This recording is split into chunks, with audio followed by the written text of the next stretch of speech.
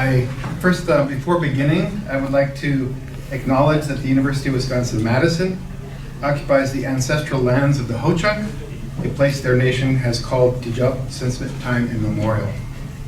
In an 1832 treaty, the Ho-Chunk were forced to cede this territory.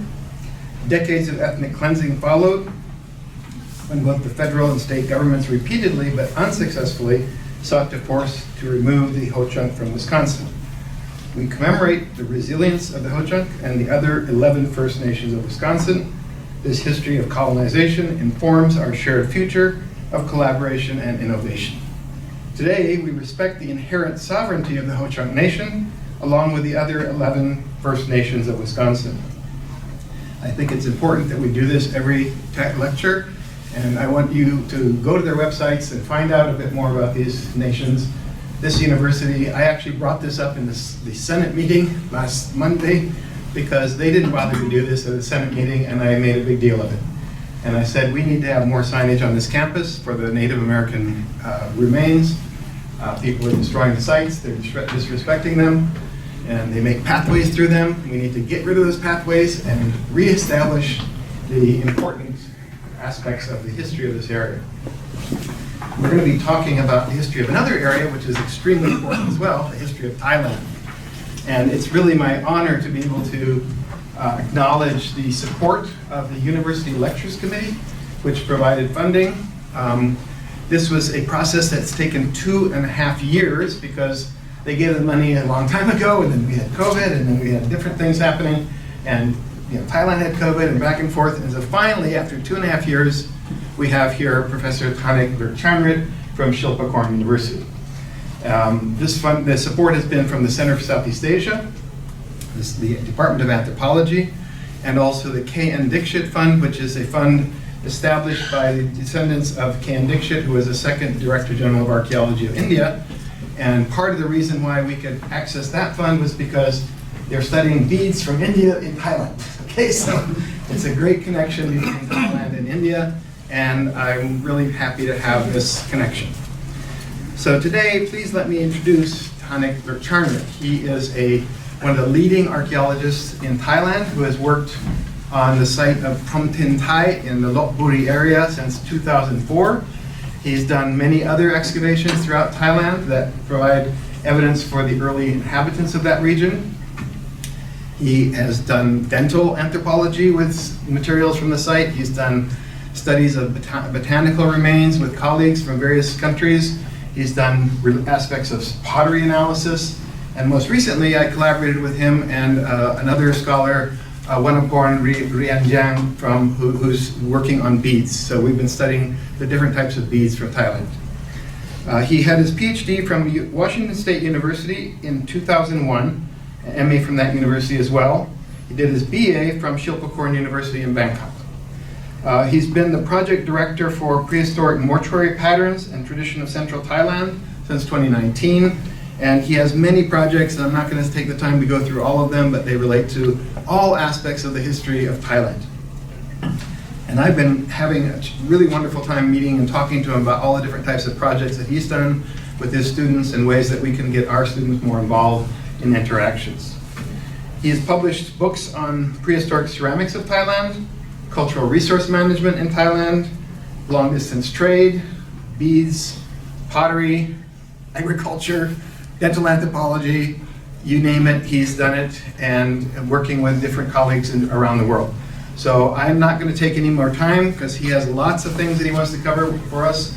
Today he's presenting the prehistory of Thailand from the beginning to the emergence of urban centers. So from the very beginning, meaning a long time ago. So I'll let him explain that.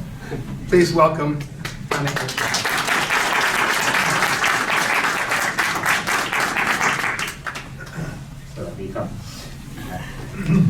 I want to say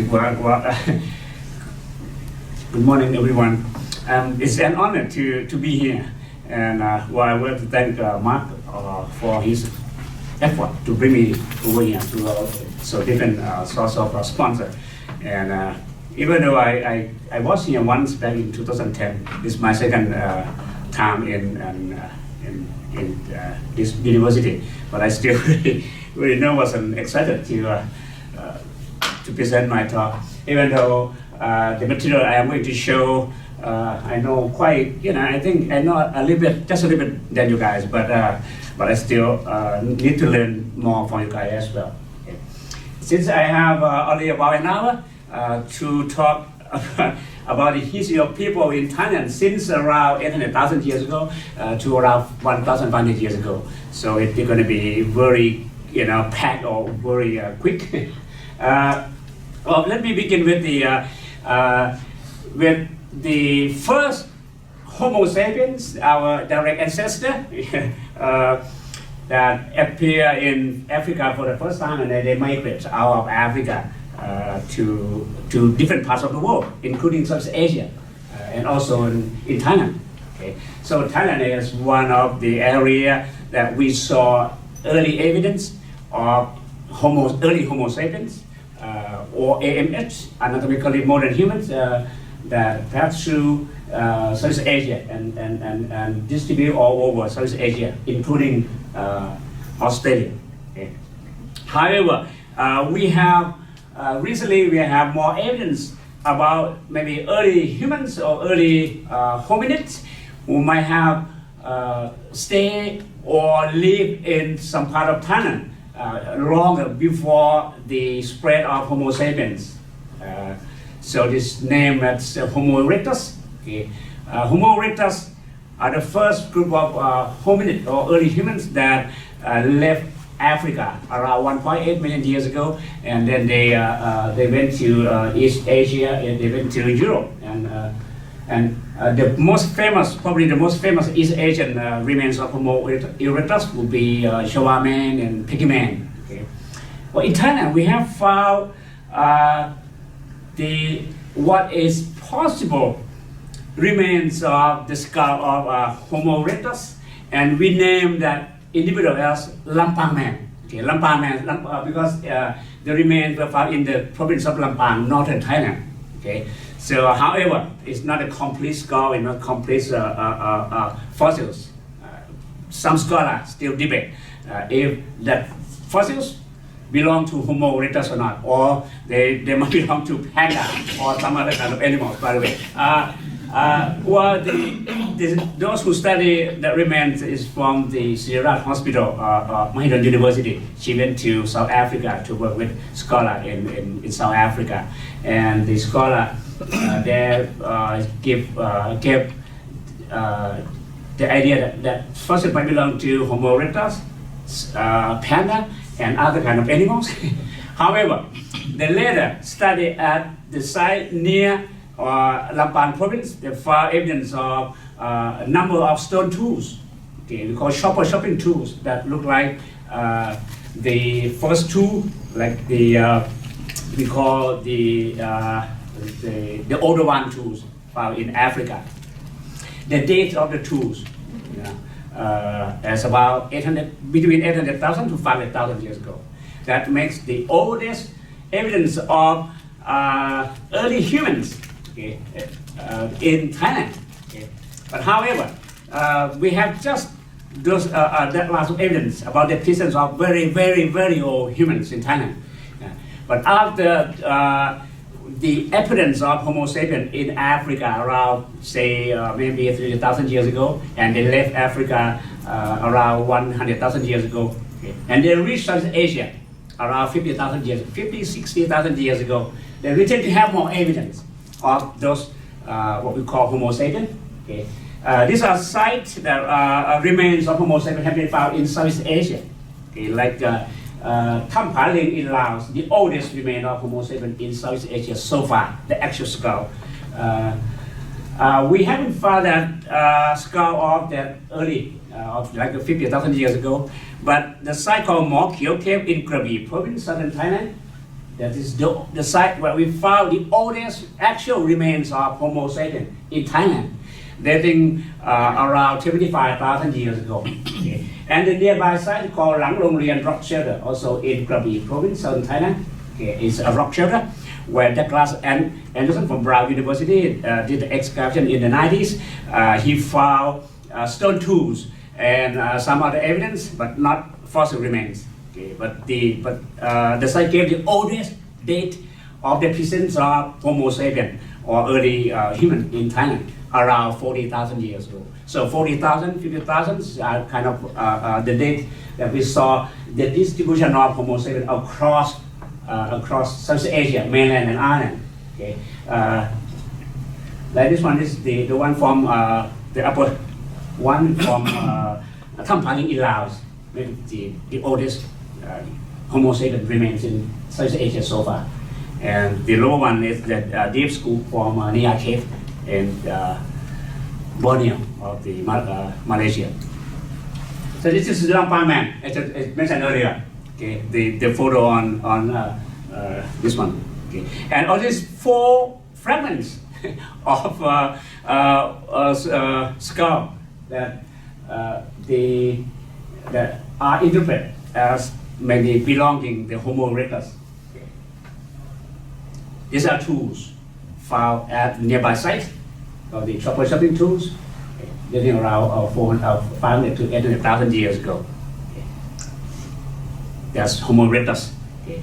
Talking about Homo sapien, my slides, something going on with the letter. By the way, well, since 50,000 years ago, that when we are talking about Homo sapiens, to up until around the end of the Pleistocene or the end of the Ice Age, right, 10,000 years ago, we saw more and more evidence of Homo sapien. We call them hunter-gatherer in terms of their subsistence strategy. They live in caves, rock shelters.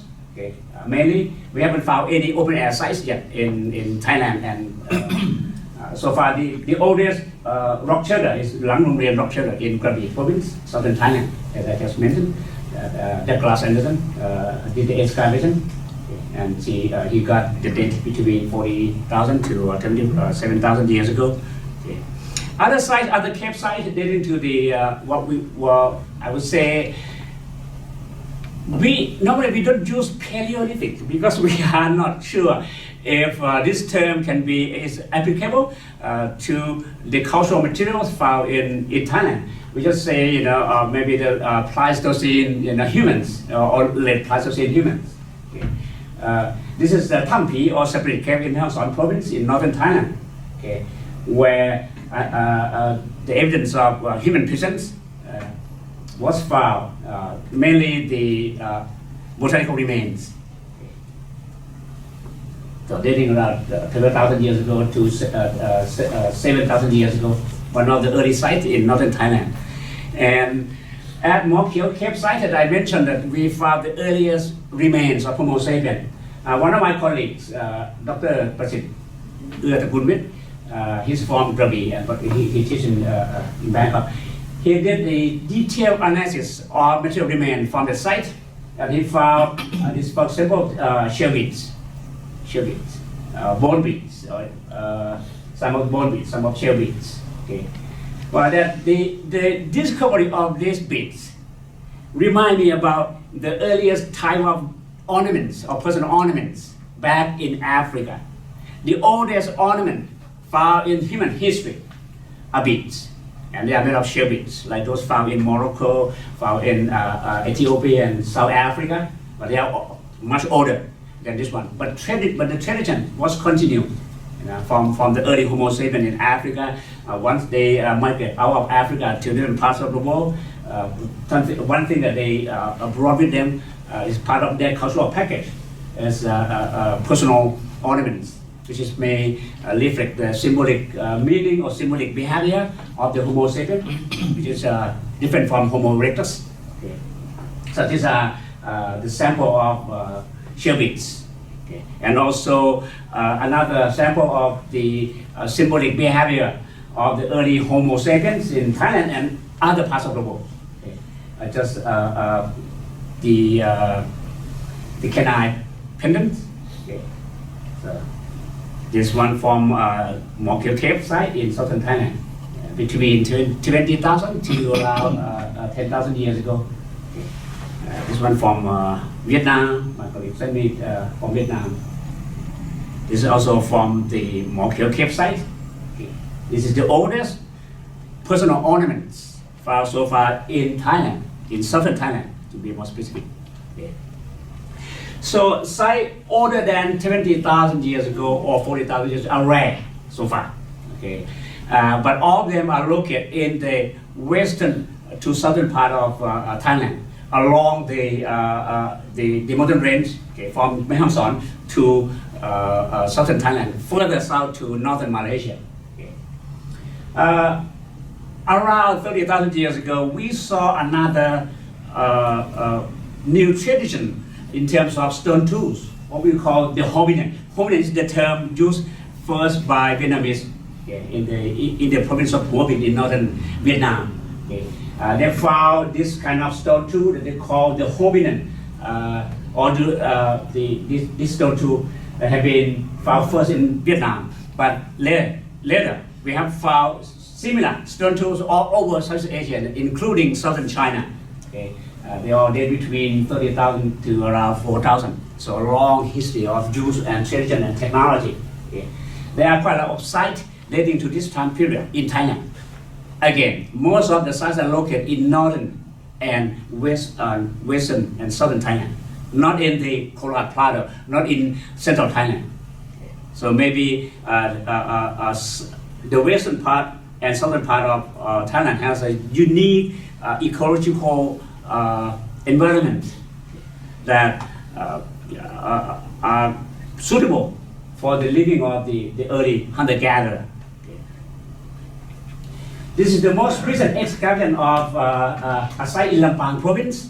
Remember Lampang province? I mentioned Lampang man, the site with the evidence of early Homo erectus. But this site is not in the same district. It's in another district of Lampang province. But by the way, this site show one of the earliest evidence of maybe rock art. Okay. So art production, rock in terms of rock art, rock painting or rock engraving is another line of symbolic meaning or artistic ideas of the Homo sapiens, which is different from other humans. Okay.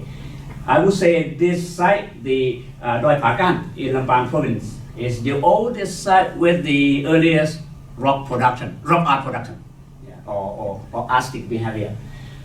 They found red ochre. Again, red ochre is very common in human history, used by Homo sapiens all over the world. Yeah. And also, for the first time that we saw the human burials with grave goods. Okay. I mentioned the Mortuary caves with 25-year-old fossils. There's no grave goods, just the remains. Okay. So later on, like this one during the probably Mesolithic period, we found the actual remains with so different type of grave goods, as you can see, stone tools, yeah, red ochre, animal bones. Yeah, talking about the Mortuary cave site, I should show the photo of this is the oldest actual remains of Homo sapiens from Mortuary cave site, which is the oldest one in Thailand so far. Okay. Up in northern Thailand again, one of my colleagues, Dr. Rasimichu Songde, found barrels in Mesolithic province at the site called Ban Rai Rock Shelter, okay, in Mesolithic province. This is about, again, several thousand years ago, the late Pleistocene. And look at the burial, the material practice, the flex position. Okay, this is another common burial practice or traditions practiced by early Homo sapiens in Thailand and Southeast Asia. Silent in Vietnam, in Myanmar, in Ireland, Southeast Asia, that date to this time period. And we have the flex burials. But the meaning or why they practice this position is unclear. Yeah, but when I go back to Doi Pakan, I just want to iterate that we found not just only the early stone tool and also, but they also found the rock art, okay. And the site has been used continuously, okay. From the Hominian period, okay. From the late Pleistocene to the early Holocene. So one of the very important sites. mean the early site in Thailand, with rock art, stone tool. They found it grinding stone, they grind red ochre to make rock art, to make paintings. So a good evidence, a good line of evidence about rock art production. Rock art sites are more common, have been found widely later, after, let's say, after the Neolithic in Thailand. But sites with early rock art like this are rare. So jumping to Neolithic. So this time period, we saw the increased number of sites across the country, not just in western, southern, and western of Thailand, but in the Korat Plateau, in central Thailand, where I work. So there's a hypothesis talking about the arrival of the Neolithic people. Okay, we're talking about Neolithic. In archaeology, we diagnostic artifacts of the Neolithic are polystone axe, because they are farmers. Okay, they tend to stay in one place permanently. They practice plant and animal domestication. Okay, we still practice hunting and gathering. Plant and animal domestication. What are the oldest domesticated plants and animal in Thailand? Dating to this time period. For plant, millet, foxtail millet. Okay, foxtail millet was first domesticated in Thailand around 4,000 years ago. Remains of the seeds or the plant remains, the foxtail millet, was found at a site called Nuon Pawai in Lopburi province, okay. Analyzed by Steve Weber. And in southeastern part of Thailand, we found remains of rice that are interpreted as Japonica rather than Indica. So the Japonica rice was first domesticated in China.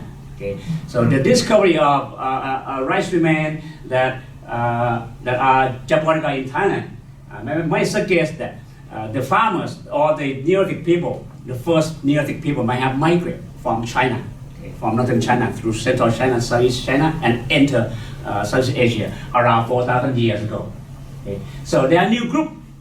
Okay, now we are trying to see if the Neolithic people and the earlier group, the hunter-gatherer who live in western Thailand, how they interact. Okay, so, or if the hunter-gatherer in western Thailand continue or change their subsistence strategy from hunter-gathering to farming, or practice the permanent settlements, but we still don't have any good evidence for that. Okay. DNA study of some of the remains in the Korat Plateau suggests that the rice farmer tend to be a new group, okay, not the hunter-gatherer that continue to stay in that. Okay. And when we talk about when we look at sites that show evidence of Neolithic farmer or rice farmer and rice and millet farmer, okay, or also dog. Okay, we found domesticated dogs at site like in Ban Chiang, in Udon Thani, site in Non Nok Thai, in Khon Kaen, my hometown, and a site in central Thailand as well. So dogs, pigs. So based on the zooarchaeological study, the scale of those dogs are domesticated and domestic animals. Sites of this period, as I said, distributed all over the country. The material remains from this time period are polystone axe, fish hooks, bone fish hooks, okay.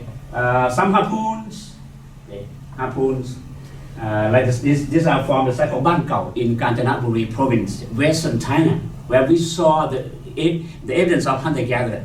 But we don't see any evidence about interaction between the hunter-gatherer and the newcomer as farmer there. So they tend to live separately in different locations.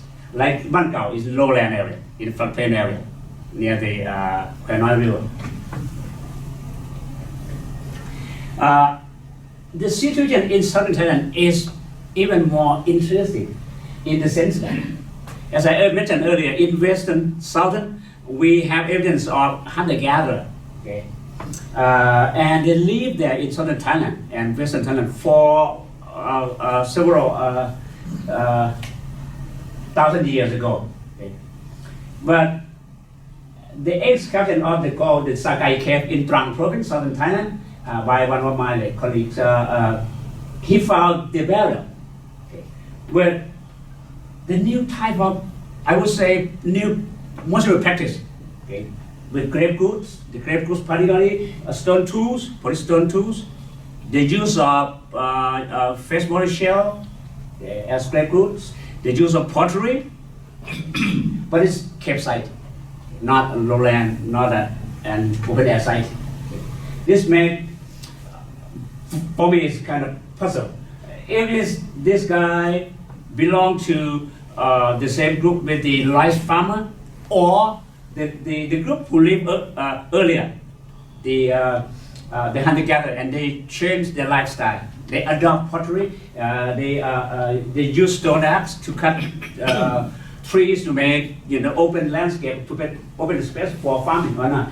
But it's still a debate. If it is the hunter-gatherer that lived later on. Okay? However, look at the time period, 7,000, 8,000 years ago, based on radiocarbon dating. Okay. So it suggests that it's maybe a transition period in the case of southern Thailand. Okay.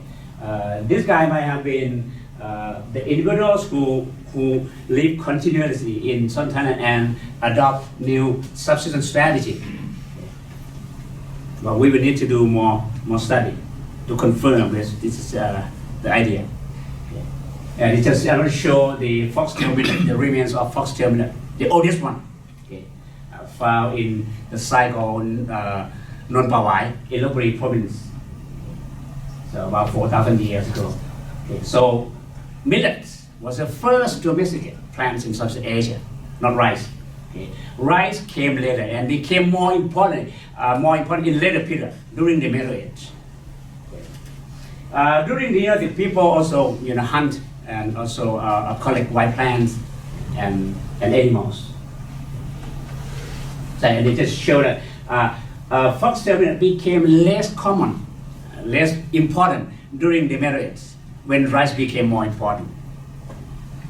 This is from my site in Lopburi province. It's just to show that the maps showing the migration of the probably the Neolithic farmers from China to Thailand that I took from the work by Taiwanese and Chinese archaeologists. In terms of mortuary practice during the Neolithic period, we saw kind of new traditions. They focus on giving ornaments, giving more grave goods to the dead persons became dominant. Like the site, one of the very famous sites called Koknobdi in Chonburi province. Okay. This female individual has over 100,000 shell beads all over her body. Okay. The excavator, Charles Heim, dubbed or named this female as the princess of Koknobdi because she has the highest amount of ornaments compared to other individuals at the same village, at the same community in coastal site in central Thailand. And at Koknobdi, this site, Himes also found remains of rice, the Japonica. This site is around 4,000 years ago. Another important site is still under investigation is in western Thailand called Nong Masabat in Nong Yasai district of Suphanburi province. Is under study right now and has been dug since 2010. Okay. I think it is one of the most important sites dating to the Neolithic period. And now the Thai government is trying to preserve and open the site as a site museum. Okay. Over 200 burials have been found. Okay. So again, as you can see, the new mortuary tradition is extended supine, not flex. Okay. And a wide variety of grave goods, mostly pottery or ceramics. And this individual, again a female, okay, she has over 50 ivory based armlet from each side. So total will be over 100 ivory armlets.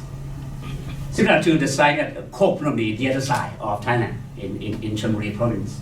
So it might be something about the role of females in the society.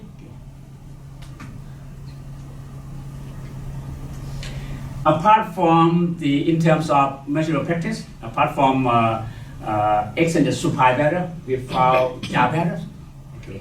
At the site called Ban Non Wat in the Korat part in Nakhon Ratchasima province, done by Chao Science. He found at the lowest layer of this site. What Ban Non is multi-component sites, okay, with occupation since Neolithic to the other days, continuously. One of the site with continuity of occupation, and he found a large number of burials with interesting grave goods and other remains. But this I'm going to show that the jar burial. Okay. Jar burial has been practiced again all over the world. So this is the oldest jar burial in Thailand so far that have been found. There are more than 5 jar burials at this site at Ban Non Wat, the site called Ban Non Wat in Grand Thailand. And the jar burial was practiced in later period as well, as I will show some of the photo of the jar burials in later periods. Okay. Coffin burials. This is the site in Wang Muang district of Sraburi province, central Thailand. One of my colleagues found the 2 burials that suggest that the individuals were interred in the clay coffin. Okay. As you can see, this rectangular shape of the clay, and inside this rectangular construction found human remains. Pottery, ornaments, shell ornaments, stone beads as well, and animal remains like pig, cattle. While we talk about Neolithic, one of the material culture that are diagnostic of this time period is pottery. Okay. I have noticed that the Neolithic people, they made a wide variety of ceramic of different shapes, okay. And like the tripod might signify something about the tripod in China, the Lungshan culture. But by the way, the style of the tripod in Thailand and those found in China are quite different. Okay. Pot with horn, like this one, okay. From Thai Paleolithic province. Okay. Pot with tripod. For this kind of this shape with polish on the external surface, and some design and paint. This one from Koh Phnom, with where we found the princess of Koh Phnom. One of this shape. They are all mortuary ceramics. Okay. We found them in barrels, and they are complete. Okay. Some were intentionally broken and paved on the floor of the barrel as church sheet. Okay. We know that because after we remove the human remains and we reassemble the fragments of the pottery, we can complete like the whole one whole vessels. Okay. You said that you can notice that these Neolithic ceramic are highly decorated, and there are no signs of use. I have done a little bit of use wear analysis, okay, and also residue analysis of some of the pottery of Neolithic pottery in central Thailand. found no use, no signs of use. So they were made intentionally and devoted to the dead. Okay. I haven't seen any food remains inside the vessels. So maybe just an offering, okay, to the dead. But look at the style, the shape. You can think about the time, the time period, the energy that they put to produce this kind of thing, and put in the barrel without using them. So I went to the Bangkok National Museum in Western Thailand, the new National Museum. So these are some of the Neolithic ceramics from different sites in Western Thailand. If you have a chance to go to Thailand, I would strongly recommend you go to this place, the Bangkok National Museum in Kanchanaburi province. Very, very nice, and a lot of prehistoric artifacts. One of the best museum of prehistory in Thailand. And not just ceramic, but ornament, personal ornaments. These are photos of cowrie shells that were used as maybe ear ornament from the site of Ban Non Wat in Korat Paro. Beads, shell bead necklace. So it was the beginning of of body ornamentation. They focus on personal ornaments. Earlier period, like the Hominian or even Paleolithic, we haven't found much necklaces or body ornaments, except the site of Mortuary cave. We found the shell beads. That's it. But during the Neolithic, a lot of ornaments, and in later period as well. This is one of the early Neolithic sites in southern Thailand. Okay, at the rock shelter Patoro rock shelter in Stone province. Okay. So you can notice the kind of typical mortuary practice, except the supa, the great with a variety of great books, including bracelet, shell bracelet, stone bracelet, ceramic.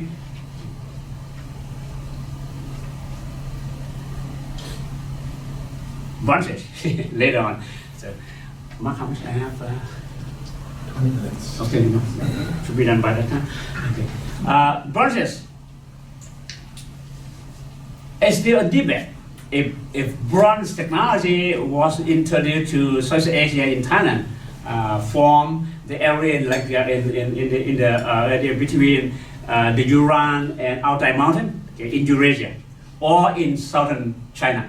Okay, there are two hypotheses. By the way, around 3,700 years ago, we saw the first evidence of copper mining.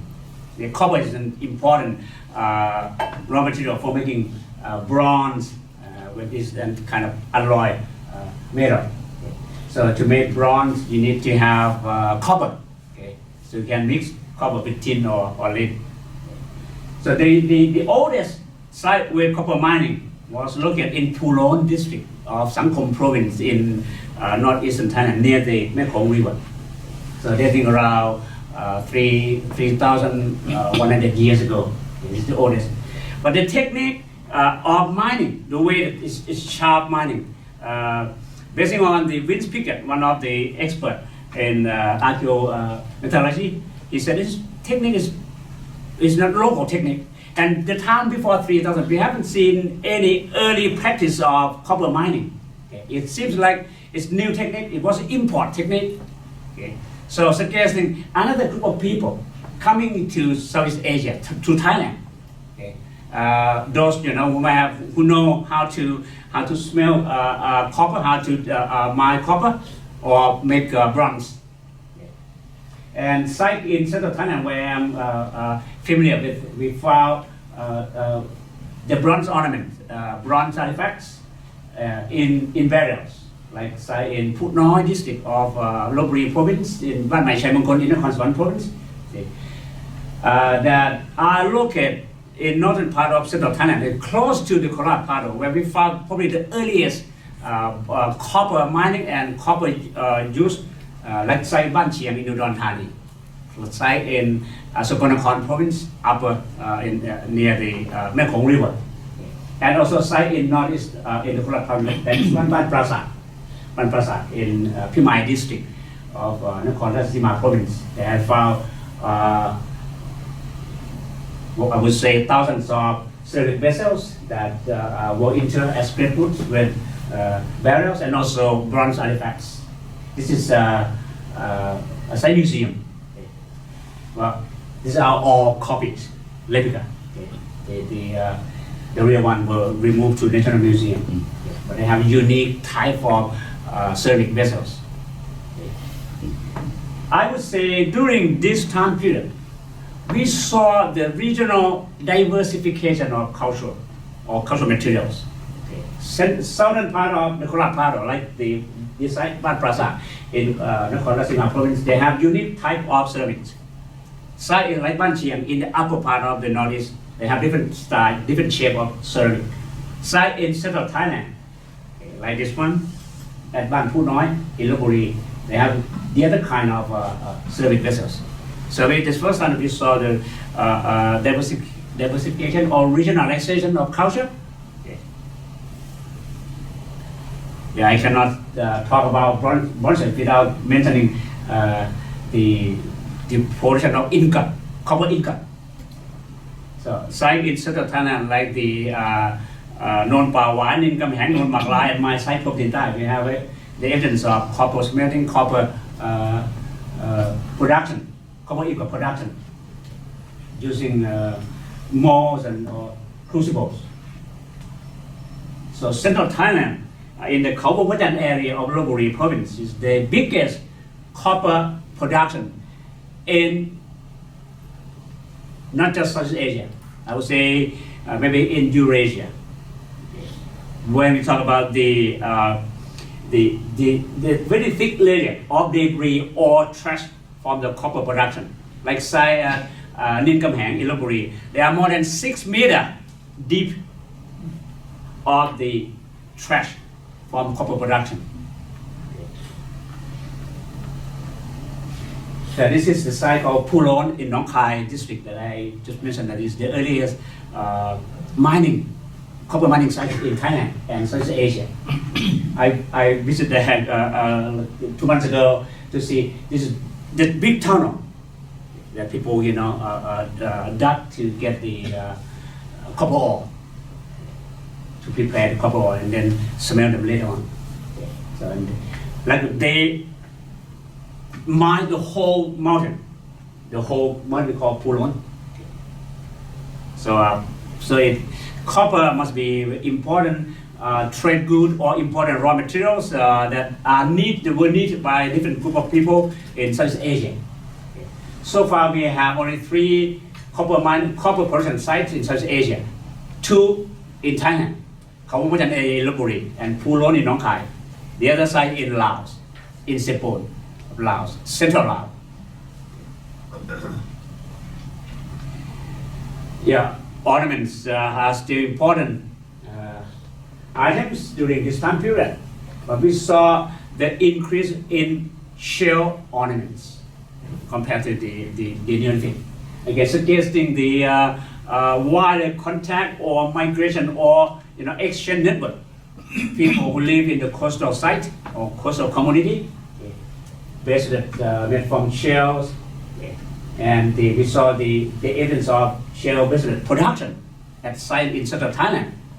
So they import raw material, and then the material were fashioned into business and distribute to other nearby regions, like in the Korat Plateau and further north to Laos as well. There are sites in Laos that we found the shell business, shell ornaments made from central Thailand. So far, we have evidence of shell ornament production only in central Thailand.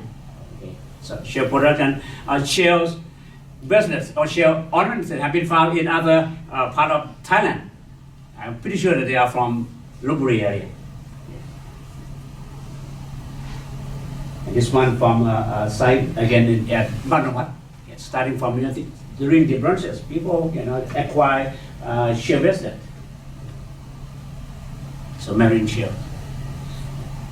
And the continuity, as mentioned, the animal canine pendants have been, that tradition was continued. In the case that they cannot find animal canines, they replicate. This one is made from animal bones, not canines, not teeth. But they made them in the shape of the canine. Okay. But if you look at the human history, the use of this kind of ornaments are very commonly found in wider, in global areas. So one thing that again signifies the continuity of older fashion, older tradition. Yeah, we have 5 different types of ornaments. As I wanted to mention that during starting from bronzes and throughout the other days, we saw the production, the use, or the increase in number of different types of ornaments. Ear ornament, arm ornament, head ornament, finger, belt, and they are made from different types of raw materials, from clay, stone, glass, stone of different type. Mark and I are working on some of the stone ornament, stone beads, stone ornaments. We have found, green stone, again, Canadian marble, so different type of stone. Shell. I have found the actual use of the ornaments. Well, I should mention that most of the ornaments have been found in burials, not in non-burial context. Very few. That might be the part of the disturbance during the people have done some activity. And I should have mentioned that burials and occupation area are the same. Okay. People, once they die, they bury the dead under the house. Okay. They may have even the high steel house. So that's why when we are digging sites in Thailand, so we saw occupation layers, we saw burials in the same location. They're not clear if they have the zone for the dead, like cemetery or grave. So different kind of, just to show different type of ear ornaments. And the bracelets. This big one is very heavy, very big one. Okay, I found in the hand of an individual. Shell bracelet, stone bracelet, green stone, another stone, but different kind of stone. So different shape, different size, different raw materials have been found. And also we think this time that we saw the commonality in terms of the art production. There are more and more rock art sites that have been found in Thailand, all over the country, in northern, southern, northeastern, central Thailand. That the figures that the ancient people paint or engraves are mainly animals. Okay. Very few human figures. Okay. Except this one is like called Sijangam in Korat province, in the Korasima province.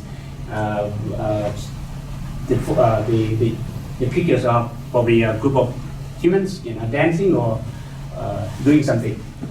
Very few of the human figures. Most of them are animal figure and abstract design or geometric design. Engraving or petrographic sites are rare. Okay. I just visited one of them in Sakonnakhon province, called the Tham Payan in Sakonnakhon province in the Phupan sandstone mountain. This is the most recent one, was found in Phitsanulok just a couple of weeks ago. Okay. So the engraving, again, the design, the figure that the ancient people made are mostly geometric and some animal shape. The last period, Emergence. The Emergence, again, is the time that we saw the use of iron implement or artifacts. Again, they're talking about the introduction of iron technology into Southeast Asia. There are a debate. There are two hypotheses. One is the iron technology was imported from India. One is the technology import from China, southern China. Okay. But when we look at other lines of evidence, it seems like the Indian iron technology has been support. We saw the contact between South Asia and India or South Asia, stone beads or other types of traditions. The use of figuring, the use of touring, the use of anklet, and also the way that they practice some of the tradition tend to link to the people, the contact with people in South Asia or India through the Maritime trade network. Again, this time period, in terms of mortuary practice, it was continued from the Bronze. People were interred in the extended supply. Very few burial that were placed in the portion with the face down. Okay. Very few. I found one at my site, and the individual has a unique kind of grave goods. Okay. The clay soapstone or soap kind of maybe one was found at site in Ban Lum Khao in Nakhon Ratchasima province. Based on the bioarchaeological studies, suggests that individual died of syphilis, some kind of unusual death. But by the way, all the individuals were placed in the same area, suggesting either we saw the evidence of migration, exchange, movement of people, and artifacts, suggesting maybe different group of people or outsider came into the village. But the local people tend to accept other peoples, so that they respect and they put them in the same area, in the same household area, or in the same community area. In terms of subsistence strategy during this time period, even though we have new technology, iron technology, it doesn't change much. People still practice farming, rice farming, okay, hunting gathering. We have found the freshwater remains, okay, that people collect, freshwater, turtle, okay, fish. They also made ceramics as a body. Maybe the workshop. There are workshops that make people, some potters, they make pottery. This is maybe the new change. Okay. There are craftspersons, a group of craftspersons, okay. Copper production, and metal exchange. Just photos of rice remains and other plants like cotton. Cotton from India. So and also the discovery of cotton and spinning wheels, suggesting that textile production was also common, was also important. I found a number of burials with the clay spinning wheel as grave goods. It is noticed that particularly in central Thailand, iron tools were used for some kind of hunting, agricultural activities. Some tools might have potential to be used as weapon, but based on the bioarchaeological study to see if they need trace of violence or trauma, we haven't seen any, or very few. So people live in peaceful kind of village. So not We found a couple of individuals with kind of the fracture in the head. That might be a personal, either personal violence or accident, rather than the warfare and organized warfare. Even though there are tools like this that can be used as weapon for killing or fighting, but the human remains do not support the kind of violence. And around the end of the Ice Age, the end of the Iron Age, around 500 AD, in some areas like Central Thailand, we saw the continuity of the use of the site or the village, starting from Neolithic, Bronze Age, Iron Age, and the later period, what we call the Dvaravati period or the early historic period. Site have been expanded, walls were made, moats were dug up, and they used this wall and some moat for keeping water, maybe for agricultural activity or purpose or other purpose as well, for consumption. And rice was more common. It mentioned about during the earliest, the copper production was continuing, and even in more intensity, more sites with evidence of copper smelting, copper production. It's my site in Lopburi. I found thick layer of slag that distribute all over the area. Some of the individuals were interred with the mold that was used for producing copper ingot, suggesting the role, the importance of the metalsmiths in the society. So these are some of the most escape groups in the burial. Copper ingot, like this. We found very few of them at the copper producing site. Okay, but this ingot were found in other sites, in other community. So suggesting that they were copper ingot trade. This one has been found in site in Kolkata, site in northern Thailand and southern Thailand as well.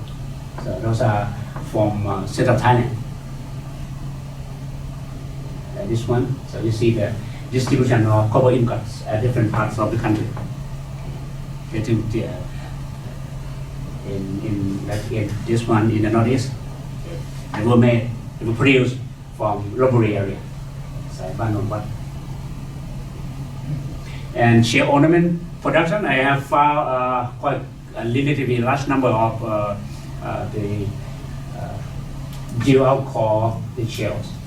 So they were prepared to make bracelet, to make earrings. Yeah, these individuals, because the burial 35, we found, this burial was found in 2019. I haven't done any further analysis, but this individual was buried in the face down, not the face up position. Only one burial. A very unique and grave goods is this clay, because soap, maybe some kind of hygiene or toilet kind of item. Okay. So I contact Monica Smith at UCLA. She also mentioned that she found similar soap, clay soap, okay, at site in India. Okay. I sent her the photo. This Indian kind of practice or Indian tradition. So if it is true that I suggest that the people, the individual was, they live and die in the community, and the body was buried in the same area with other local people, suggesting the acceptance of newcomers as well, but still retain the original traditions. The crop production, we saw a lot of evidence about crop production, pottery production, textile production, shell ornament production, stone tool production. It's a hypothetical reconstruction of how the shell were fashioned into baskets. We have found all evidence of this step of production in central Thailand, only in central Thailand. So central Thailand was the hub, was the center of shell on production during the late prehistoric period, say around 3,000 years ago, until around 1,500 years ago. And it disappeared after the introduction of Buddhism in the Dvaravati period and early historic period. So new ideology, Buddhism, Hinduism came in. I just showed some of the evidence. Within the evidence, a wide variety of ornaments have been found. Shells, I would say thousands of shell displays have been found. This is from my site. Yeah, the use of textile production. We found this clay spinning walls. We have in terms of number, different shape, different size, but in high number. Some even were entered with the date, like this one and this one. Suggesting the importance of textile, or the craft specialist. Cotton, so evidence of cotton. So maybe the fabric they used to make textile, maybe cotton and hemp. Some of the clay spindles were decorative. So again, I just want to add that the status of weavers, have been very important in the society during the early age. Yeah, a lot of ornaments, clay ear stud, earring, gold beads, different type of ornaments. But the traditions continue. This extended supine position. Some of the Jabara site in northeastern Thailand, like this one from the site in Ban Mueang Bua in Loy province. A very unique way of burying it in pots or in jars. Most of the jar barrels during this time period were used for kids, for newborn babies, for infants. Then this one from the Non Banjar in Korat, Plato in Nakhon Ratchasima province. The newborn baby with beads, bronze ornaments, so highly decorated, very rich clay goods. I saw some other practice during this time period that I haven't seen in earlier periods. The killing, the mutilation of some items, like the iron tools were bended intentionally and placed in the barrels. So this practice has been found at sites dating to this time period all over the country. In Ban Chiang, Ban Don Ta Phet, in Lopburi, in Kanchanaburi, in central Thailand. Site like Sakampa, another site that I excavated. Ban Don Ta Phet in Kanchanaburi province, similar practice. And also they cut, they are pottery with foot, so they will cut the foot, or called the pedestal of the ceramic. They throw away the foot and they just bury the upper part, the body part. Some of this. Okay, around 800, 580, again in all parts of, or in central and northeastern Thailand, we saw the rise of wall and moated sites dating to the Dvaravati period, with evidence of the use of Indic materials, Buddha image, and other artifacts, suggesting the introduction of Buddhism, and mainly Buddhism in central Thailand, in Thailand, whereas Hinduism tends to be adopted by groups in Cambodia or in other countries of Southeast Asia. The site Property Thai is the reconstruction of the moated and wall of the Property Thai that I work on.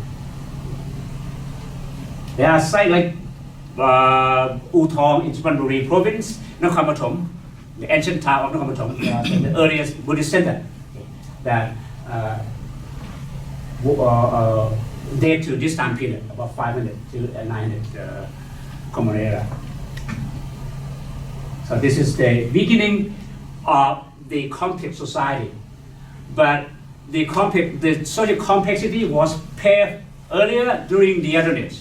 We saw, some of the areas have been used continuously until the Dvaravati period. Okay. So like my site, this one, you see the continuity of the use of the site from bronzes to Dvaravati period without intermittent. So like Chan Sen in the Konsawan, the ivory comb, guessing the Indian culture, the building of monumental architecture, brick architecture. It's the first time that we saw brick architecture. Again, the use of brick to construct monumental architecture was can trace back to India. So more and more Indian influence or Indian culture, was important. And that's it. Thank you so much.